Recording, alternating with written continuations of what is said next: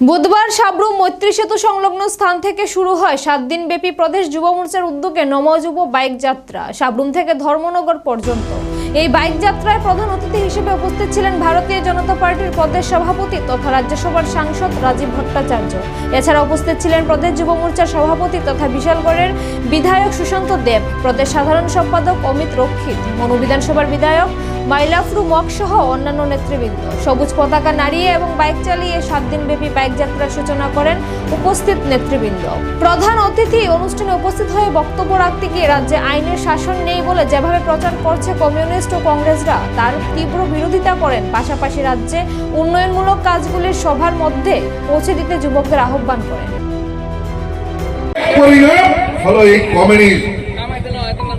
আমরা ভুলে গেছি আপনার এই মন্ত্রিসভায়, আমরা এখনো ভুলে যাইনি এই পবিত্র বিধানসভায় বিমল সিনহা, যিনি কমিউনিস্টের প্রাক্তন মন্ত্রী ছিলেন সরকারের, নৃপেন চক্রবর্তীকে 1980 জনের দাঙ্গার জন্য দায়ী করেছিলেন। আবার নৃপেন চক্রবর্তীও বিমল সিনহাকে বলেছিলেন যে উনি উগ্রপন্থীর মদতদাতা। আমরা সবাই কি ভুলে গেছি? আপনার নেতৃত্বে, মানিক সরকারের নেতৃত্বে সরকার পরিচালিত হচ্ছে, কমিউনিস্টের সরকার। আর গন্ডা চড়ায় হাজারো হাজারো লোক আজকে নিহত হয়েছে, বাড়িঘর ছাড়া হয়েছে, নতুবা কিডন্যাপ হয়েছে।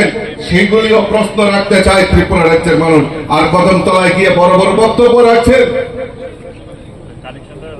কদমতলায় গিয়ে বড় বড় বক্তব্য রাখছেন, বিজেপিরা দায়ী করছেন। ভুলে যাবেন না যে ভারতীয় জনতা পার্টি নীতিনিষ্ঠা পার্টি। ভারতীয় জনতা পার্টি আজকে আইন শৃঙ্খলাকে, আমাদের সরকার, যে সরকারের প্রাথমিকতা হলো আইন শৃঙ্খলা, এই আইন শৃঙ্খলা যাতে অবনতি না হয় তার জন্য আমাদের সরকার সচেষ্ট রয়েছে। আজকে আইন শৃঙ্খলা এই ত্রিপুরা রাজ্যের নাম্বার 1-এ রয়েছে। উত্তর পূর্বাঞ্চলের মধ্যে ত্রিপুরা রাজ্যের নাম্বার 1, যেখানে আইন শৃঙ্খলা এই ত্রিপুরা রাজ্যের নাম্বার 1 পজিশনে রয়েছে। আগে আমরা দেখতাম কোন জায়গায় ঘটনা ঘটলে আগে পার্টি অফিস, সিপিএম এর পার্টি অফিসে বিচার হতো, তারপর যে দোষী তাকে পার পাইয়ে দেওয়া হতো, থানায় এফআইআর করা হতো না। কিন্তু এখন উল্টা হয়েছে, কোন একটা দোষের সঙ্গে যেই জড়িত থাক, সে যে কোনো দলেরই হোক না কেন, আসামিরা যাতে ধরা রেহাই না পায় তার জন্য আমাদের সরকার সচেষ্ট রয়েছে। আমাদের মুখ্যমন্ত্রী সেটা করছেন বন্ধুগণ। আর আজকে আইন শৃঙ্খলা নিয়ে বড় বড় কথা বলছেন। আমি জিজ্ঞেস করতে চাই মানিক সরকারকে যে আপনার আমলে এই কমলপুরে চেয়ারম্যান তপন রায় হত্যা হয়েছিল, আজ পর্যন্ত আসামি ধরা পড়েনি। উনার পরিবার এখনো বিচারের জন্য অপেক্ষা করছে। বন্ধুগণ, এইভাবে নৃশংসভাবে বিভিন্ন জায়গায় দক্ষিণ ত্রিপুরা, আজকে আমাদের বিধায়ক, প্রাক্তন বিধায়ক বলছেন এই সিপিএম এর সন্ত্রাসে এই সাবরুম মতো জায়গায় দক্ষিণের শেষ প্রান্তে এসে 14টা মার্ডার হয়েছে, আজ পর্যন্ত আসামি ধরা পড়েনি, বিচার পায়নি।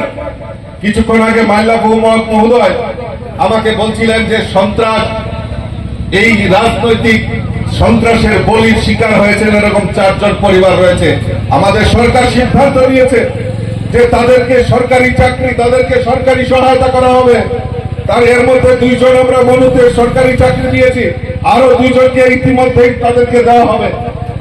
আমরা চাই এই রাজ্যের শান্তির বাতাবরণ তৈরি হয়ে আসুক। তাই যুব মোর্চার ভাইয়েরা উদ্যোগ নিয়েছে, যুব মোর্চার সভাপতি পুরা টিম সিদ্ধান্ত নিয়েছে এই কংগ্রেস সিপিএম এর যে অপশাসন, এই কংগ্রেস সিপিএম এর যে অপপ্রচার, তার বিরুদ্ধে মানুষকে সজাগ